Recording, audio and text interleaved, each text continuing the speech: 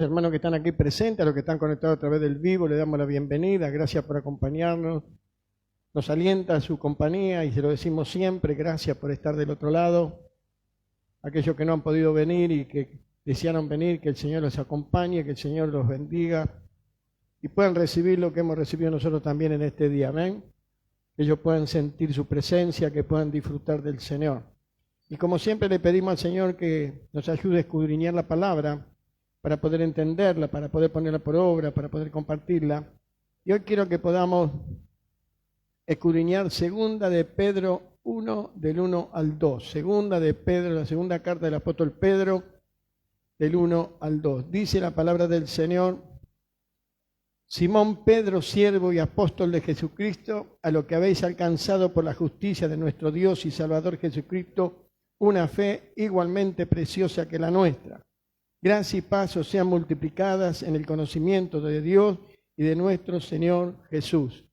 Te adoramos, Señor, te bendecimos, queremos darte gracias por poder estar en tu casa.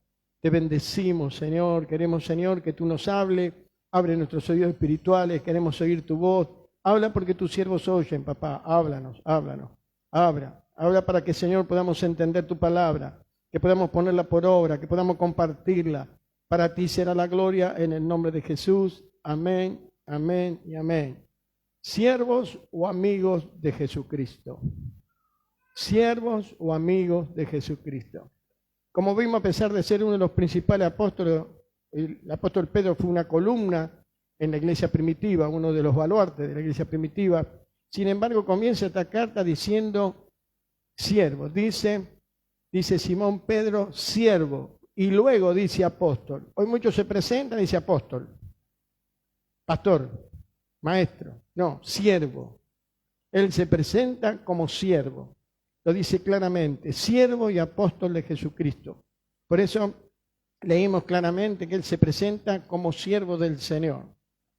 No solo Pedro se identifica como siervo del Señor, sino también lo hace Pablo, el apóstol Pablo. Como vamos a ver, los apóstoles tenían en claro. Caminaban con Jesús, caminaron con él. El único que no caminó con él es Pablo. Todos saben cómo se le apareció en camino a Damasco, pero todos caminaron con él. Sin embargo, se presentan como siervos. Dice Romanos 1:1. Pablo, siervo de Jesucristo, llamado a ser apóstol. ¿Tú ves la diferencia entre cómo algunos se presentan hoy? Como se presentaban ellos. Primero siervo y luego apóstol. Primero siervo y luego maestro. Primero siervo y luego pastor. Siervo, dice del Señor. Y no solamente ellos dos lo hacen, sino también Santiago. Dice Santiago 1:1a. Santiago, siervo de Dios y del Señor Jesucristo. Así que vemos que 3 de sus apóstoles, 3 de sus seguidores se presentaban como siervos. Ahora, también lo hizo Judas. También se identifica como siervo. Dice Judas 1:1a. Judas, siervo de Jesucristo. Esto nos muestra y nos enseña que por más cargos que tengamos, por más eruditos que seamos, tenemos que reconocer que somos siervos del Señor. Siervos. Ahora, lo que esa palabra significa. Yo siempre conté que la hermana que me predicó la palabra, a la cual estoy tan agradecido, ella está disfrutando con el Señor, pero cuando me predica la palabra me decía, yo sé que fui a buscar un siervo, porque ella vino 3 días antes que nos viniéramos de vacaciones de San Clemente y nos predicó el Evangelio. Me decía, yo sé que fui a buscar un siervo. Como yo no tenía ni idea de lo que era la Biblia, le decía a mi esposa, esta me está cargando. Me dice que fue a buscar un siervo, y yo el único siervo que conocía era ellos que tenían los... Digo, me está cargando, me está tomando el pelo, me dice que fue a buscar un siervo. Hasta que pude entender, con el correr del tiempo, a lo que ella se refería. Por eso no dudo de mi llamado. No dudes del llamado. No dudes de tu llamado. No estamos aquí por casualidad. Él nos ha llamado. Por eso le cantamos. Tú nos convocaste, tú nos redimiste. Cantamos con el Espíritu, pero cantamos con el entendimiento. Sabemos a quién le cantamos. Sabemos qué es lo que estamos haciendo. Porque algunos hermanos periodistas se meten infiltrados en las iglesias evangélicas y dicen, sí, estos cantan un tiempo, ¿viste? Para entretener a la gente. No saben, no entienden, no pueden entender a quién adoramos, a quién bendecimos, aleluya. Por eso es importante que por más que tengamos el cargo que tengamos, que ocupamos, tenemos que tener presente que somos siervos, Y como siervos de Jesucristo, Pedro dice que nos fueron dadas dos cosas por su divino poder, que tenemos que evaluar, que tenemos que conocer y que tenemos que practicar. Dice dos cosas. Dice 2 de Pedro 1:3. Como todas las cosas que pertenecen a la vida y a la piedad, no han sido dadas por su divino poder. Y vamos a ver, si yo te pregunto a vos, ¿qué es lo que te dio Dios con respecto a la vida y la piedad? ¿Y qué sé yo, pastor? Entonces, a mí lo que me interesa, por eso yo te comparto y te doy tantos versículos bíblicos que me critican, me dicen, ¿por qué da tanto versículo bíblico? Porque estoy predicando la palabra, estoy predicando lo que dice Dios. Quiero que salgamos de este lugar entendiendo qué quiere decir Dios que somos siervos de Él. Porque dice la palabra que dice, lo que pertenecen a la vida. Esto significa que mediante su divino poder, Dios nos ha provisto todo lo necesario para vivir en esta tierra. Dios nos dio todo para vivir plena y santamente conforme a su voluntad. No nos falta nada. Dios le dijo cuando los mandó, dice, cuando yo los mandé sin alforjas, sin nada, que dijo, no tomen nada, no lleven el celular con el Mercado Libre o el Mercado Pago. Dice, vayan sin nada. ¿Le faltó algo? Nada, dijeron ellos. No nos faltó nada. Por eso dice que nos fueron dadas a la vida. Que hoy, hermanos, no dependemos de, como decimos siempre, de quien esté a cargo de la economía, no dependemos de nadie, dependemos del Señor. Él es nuestro proveedor, Él es nuestro sanador. Y es una realidad, es una realidad. Por eso, ahora, ¿cuál es la voluntad de Dios? Dice que es por su divina voluntad. Dice 1 Tesalonicenses 4:3. Pues la voluntad de Dios es nuestra santificación. Y yo quiero aclarar esto porque algunos que dicen estar santificados no saben lo que es la santificación. La santificación no es volverse un bicho raro. Ah, no, hermano, no, ya no voy a ningún lado, no hago nada, no me río. Estoy preparando un mensaje, hermano, en el nombre de Jesús, que Dios se ríe más que nosotros. Y te lo voy a demostrar bíblicamente, que Él se ríe más que nosotros. Por eso dice, ¿cómo se pueden reír en la iglesia? ¿Cómo se pueden reír en la iglesia? Hermano, en el nombre de Jesús, dice que el Señor se reirá de los planes del hombre. Él se va a reír de los planes del hombre. Por eso, la santificación es algo que no es nada raro, simplemente es apartarse para Dios. Es consagrarse con lo sagrado. Eso es santificación, no es ser medio raro. Como decimos siempre, hay hermanos que cuando no conocían al Señor alegraban la fiesta, era alguien que realmente alegraba a los demás y se convierten a Dios y dice, ahora hermanos parecen, no sé, sepultureros del cementerio. No, hermano, por favor, no, ya no me río, ya no. Hermano, en el nombre de Jesucristo de Nazaret, Dios vino, dice, a darnos gozo. El gozo es nuestra fuerza, aleluya. El gozo es nuestra fuerza. Por eso cuando perdemos el gozo, nos deprimimos. Por eso cuando perdemos el gozo, nos entristecemos.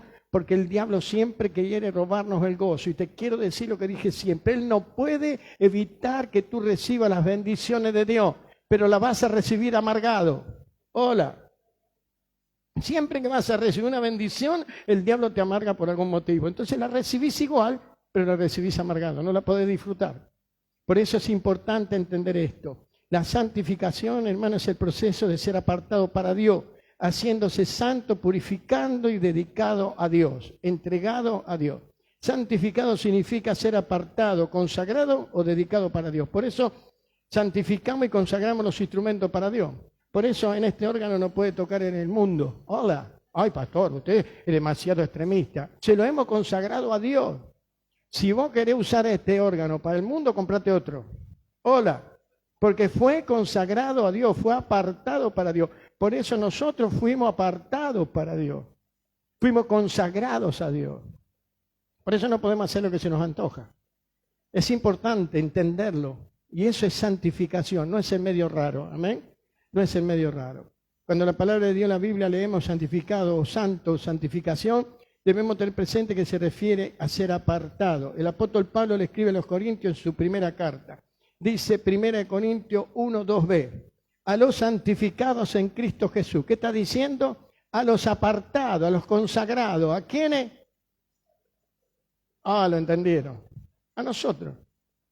Y se agrandó Chacarita, hermano, ¿cómo va a decir eso? Sí, yo estoy consagrado a Dios. Estoy apartado para Dios. Estoy santificado para Dios. No que soy perfecto. Si te crees perfecto, arrepentirte porque no hay ni uno perfecto. Pero sí estamos apartados para Dios. Estamos santificados para Dios. Por eso cuando uno entiende la santificación no se vuelve medio raro. Simplemente se aparta para Dios. Simplemente, como decía el apóstol Pablo, todo me es lícito, mas no todo me conviene. Todo me es lícito, pero yo no me voy a dejar atrapar por nada. Si hay algo que te va a atrapar, por más lícito que sea, si estás apartado para Dios, desechalo. Cuando la palabra de Dios leemos santificado, hermano, dice claramente a los apartados, dice 1 Corintios 2, 2b, a los apartados, a los separados, a los consagrados en Cristo Jesús, dentro del Señor. El apóstol Pedro también nos dice que como siervos de Dios y de Jesucristo nos fueron dadas todas las cosas que pertenecen a la piedad. Vuelvo a decirte, yo cuando escuchaba piedad, ¿y qué quiere decir piedad?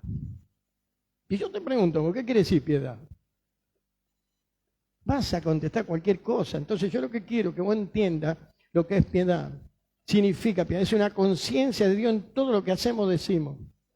Una conciencia de todo lo que hacemos o decimos. Por eso dice los piadosos, aquellos no que son santos, que son inmaculados, no, que sí piensan y saben ciertamente que todo lo que hacemos y decimos tiene que estar de acuerdo a lo que le agrada a Dios. Por eso dice Jesús, el Padre no me ha dejado solo, ¿por qué? Porque hago siempre lo que le agrada, aleluya. ¿Vos no te querés quedar solo? Hacé lo que le agrada a Dios. Hacé lo que le agrada al Padre y no te quedarás solo. El apóstol Pablo le escribe en su primera carta a Timoteo sobre esto. Dice 1 Timoteo 5:4. Pero si alguna viuda tiene hijos o nietos, aprendan esto a ser piadosos para con su propia familia. Lo que el apóstol Pablo está diciendo es que practicar la piedad comienza por casa. La piedad comienza por casa. No podemos ser piadosos con el vecino si no somos piadosos en casa. No podemos pretender que se salve el vecino si nuestros seres queridos se van al infierno. Algunos pretenden ir al África a predicar y no predican a los que están alrededor de su casa. Hermanos, tenemos que ser piadosos. Por eso, lo que quiere decir Pablo es que si alguno tenía viuda, tanto los hijos como los nietos, aprendan a ser piadosos. Ahora, ¿cómo van a ser y aprender a ser piadosos? Viendo el ejemplo de los padres, viendo el ejemplo de lo que tenemos alrededor. Ahí aprendemos a ser piadosos. Jesús enseñó con el ejemplo lavando los pies de los discípulos. Dice Juan 13:15, porque ejemplo les he dado para que como yo he hecho, ustedes también hagan. Ahora, yo quiero ser real. Yo he visto siervos que se han lavado los pies y después se han odiado toda la vida. No es cuestión de lavarle los pies al otro. Porque si yo te pongo acá de una fila y de otro y pongo palangana, y vos lo vas a hacer. Y sí, no me puedo decir que no, pastor, no me voy a negar. Entonces no es cuestión de hacerlo, es cuestión de sentirlo. Es cuestión de saber ciertamente cómo le lavamos los pies a nuestro hermano, sirviéndolo, bendiciéndolo. De la misma manera, como hizo Jesús, dice, ejemplo les he dado para que como yo les he hecho, ustedes también hagan. Pero no dice, andá lavándole los pies al otro. Sí, lo hemos dicho en alguna oportunidad. Amén. Por eso ese día avisamos para que se traigan las medias. No traigan las medias rotas. Pero es una realidad. No es el hecho. Es la actitud. Es entender que le lavamos los pies al otro cuando le hacemos un bien. Que le lavamos los pies al otro cuando lo bendecimos, como el Señor nos hace a nosotros. Como Jesús enseñó con el ejemplo, lavando los pies a los discípulos. Por eso dice que nosotros tenemos que hacer lo mismo. Ahora, sigue diciendo el apóstol Pedro en su carta. Segunda de Pedro 1:5.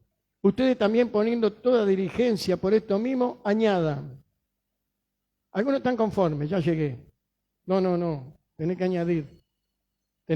Dice el apóstol Pedro que tenemos que dirigir y hacer con toda diligencia, rapidez, esmero y cuidado. Con toda diligencia, con esmero, con cuidado. Dice que debemos añadir ¿Por qué? Porque no debemos conformarnos con lo que ya recibimos, con lo que ya sabemos. Oh, pastor, usted no sabe, yo era un desastre, pero ahora, bueno, no importa, seguí añadiendo. Seguí añadiendo. Debemos añadir a nuestra fe virtud. Ahora, ¿qué es virtud? Virtud es honradez, honestidad, integridad, no solo tener fe, como dijimos el otro día. Si viene alguien y te dice, enséñame a mentir, hola, sé honesto delante de Dios. ¿Cómo va un cristiano a decir, enséñame a mentir? Ay, pastor, ¿de dónde sacó eso? De nuestra congregación.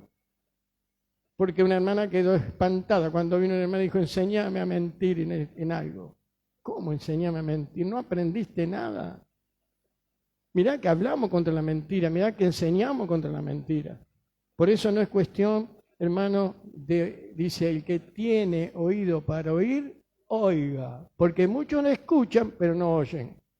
Ya lo dijimos en un estudio, amén. En una charla dijimos que muchos escuchan, pero no oyen. Por eso es importante entender. La virtud es añadir, dice, a la virtud debemos añadir conocimiento. El conocimiento bíblico es mucho más que información. Vuelvo a decirte, es más que información. Es una práctica, experiencia profunda de conocer la voluntad de Dios para aplicarla en nuestras vidas. Porque muchos saben la Biblia de memoria, pero si no la pones por obra no te sirve de nada. No es cuestión de aprender la Biblia de memoria. Uno me dice, pastor, ya leí la Biblia de punta a punta 3 veces. Estaba a punto de decirle, ¿cuándo la vas a poner por obra? Porque no es cuestión de saber la Biblia de memoria, sino de ponerla por obra. Yo no la leí nunca de punta a punta. Uno dice, leer la Biblia en un año. Yo te digo sinceramente, empecé y a la mitad lo dejé. La conozco de punta a punta. Por eso cuando vos me decís algún versículo, te digo, está entre Génesis y Apocalipsis. Quizás no sé bien la ubicación, pero está entre Génesis y Apocalipsis. Lo importante no es que tú conozcas la Biblia, sino que la pongas por obra. Porque el diablo también la conoce. Hola. El diablo también la conoce. Se la citó a Jesús, pero no la pone por obra. Por eso no es cuestión de conocer, sino de ponerla por obra. Al dominio propio debemos añadir paciencia, algo que nos falta. Debemos añadir paciencia, algo que no tenemos, paciencia. Es mucho más que solo esperar, es una fortaleza divina para perseverar en una firme esperanza ante la adversidad, confiando en el tiempo del Señor. Dios tiene 3 respuestas, sí, no y espera. Amén. Algunos quieren solamente el sí, algunos quieren solamente que le diga que sí, no saben esperar. El esperar de Dios, no saben. El esperar de Dios, hermano, no es que Él está distraído, sino que quiere que realmente cumplamos. Quiere hacer algo en nuestras vidas. Al dominio propio añadir paciencia. La paciencia debemos añadir piedad. Piedad, como dijimos, compasión, bondad, clemencia. A la piedad debemos añadir afecto fraternal. Decirle que no estoy. Al afecto fraternal debemos añadir amor. Dice Colosenses 3:14. Y sobre todas estas cosas vístanse de amor, que es el vínculo perfecto. Vos querés tener un vínculo perfecto, cubrite con amor. Cubrite, llenate del amor del Señor. Ahora, ¿sobre qué cosa debemos vestirnos de amor? Dice Colosenses 3:12-13. Vístanse pues como escogidos de Dios, santo y amado, de entrañable misericordia, de benignidad, de mansedumbre, soportándose unos a otros y perdonándose unos a otros. Si alguno tuviere, dice, queja contra otro, de manera que Cristo los perdonó, también háganlo ustedes. De la misma manera que fuimos perdonados, debemos perdonar. De la misma manera. Por eso dice, vístanse, dice, de amor, vístanse como escogidos de Dios. Yo quiero, hermano, que podamos entender que lo que Dios nos pide no es nada raro. Amén. Simplemente que no nos conformemos con lo que ya tenemos. Que podamos seguir añadiendo. Que podamos seguir creciendo. Si hay algo que el apóstol Pablo sufría, dice, ¿cuánto sufro hasta que Cristo sea formado en ustedes? ¿Y qué quería decir? Hasta que pudieran crecer, hasta que pudieran entender, hasta que pudieran saber ciertamente cuál es la voluntad de Dios. Por eso yo quiero concluir, pero quiero que por más dones o jerarquía que tengamos, reconozcamos que para el Señor somos siervos. Somos siervos. En segundo lugar, como siervo de Jesucristo, Pedro dice que nos fueron dadas 2 cosas por su divino poder. Las que pertenecen a la vida, que vivimos, que es mediante el divino poder, Dios nos ha provisto de lo necesario tenemos todo lo necesario, no nos falta nada. Y las cosas que pertenecen a la piedad, hay que tener una conciencia de Dios en todo lo que hacemos, decimos. En tercer lugar, debemos añadir a nuestra fe virtud, conocimiento, dominio propio, paciencia, piedad, afecto fraternal y amor. No sé si ya estás cubierto, si ya añadiste todo. Yo creo que nos falta un montón de cosas, amén, que día a día tenemos que ir añadiendo. Y por último, ¿por qué digo siervo o amigo de Jesús? Dice Jesús en Juan 15:14, ustedes son mis amigos si hacen lo que yo les mando. Así que para pasar de siervo a amigo de Jesús, ¿qué tenemos que hacer? Obedecerle. Simplemente. Por eso algunos se quedan en siervo nada más. Nunca llegan amigos, porque no obedecen a Dios en nada. No obedecen a Jesús en nada. Y agrega, dice el verso 15, ya no llamaré siervos, ya no los llamaré siervos, porque el siervo no sabe lo que hace su Señor.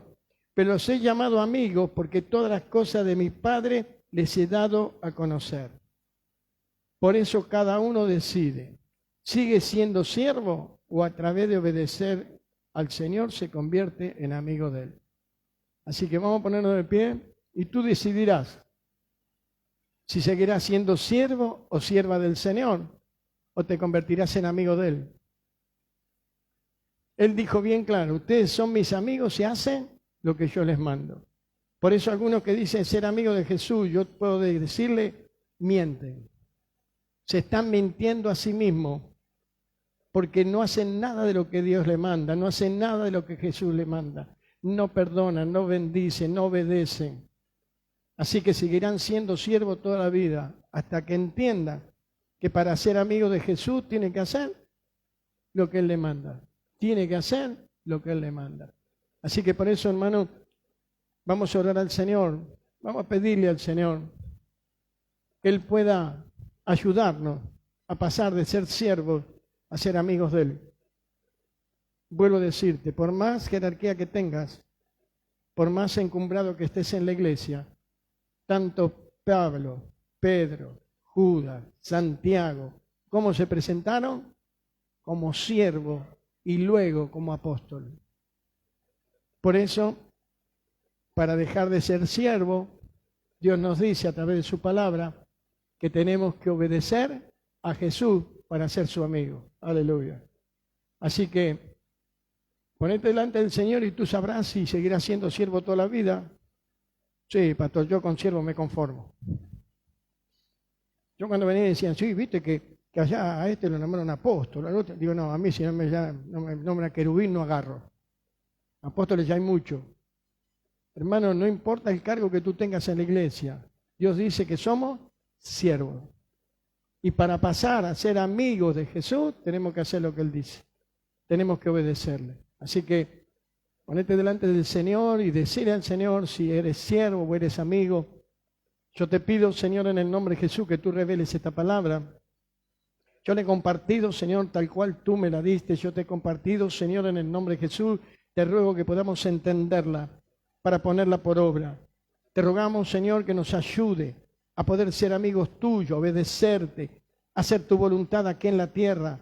Te lo rogamos. Y si estás aquí o a través del vivo y quieres conocer este Cristo de poder, este es el día que Él ha preparado para que tengas un encuentro con Él.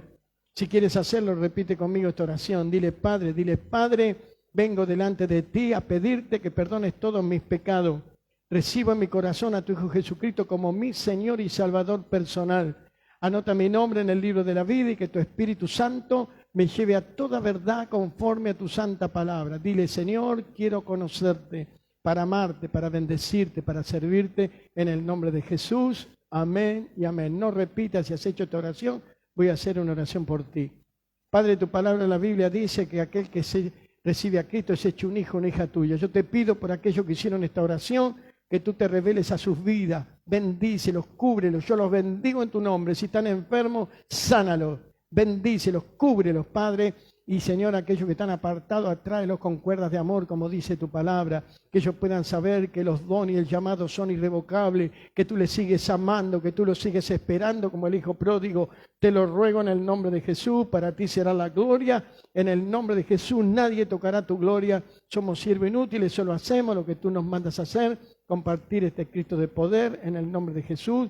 Amén, amén y amén. Bendecimos el nombre del Señor. Tomen asiento, vamos a orar por las necesidades. Seguimos orando por esta hermanita Zoe, de 12 años, que tiene lupus y un tumor en la cabeza.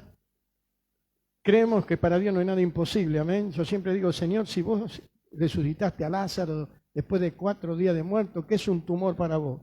¿Qué es un cáncer para vos? ¿Qué es algo para vos? ¿Qué es esto, hermano, lupus para Dios? Si ya Él resucitó a Lázaro después de 4 días de muerto. Así que creemos en milagro.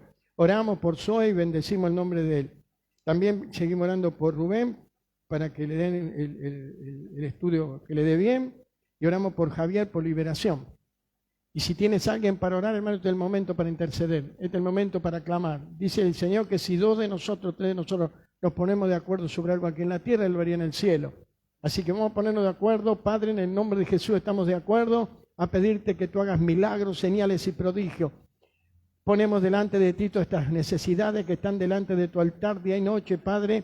Sana, libera, bendice, crea órganos nuevos si es necesario. Para ti nada es imposible. Declaramos sanidad, declaramos bendición para la gloria de tu nombre. En el nombre de Jesús. Amén, amén y amén. Bendecimos el nombre del Señor.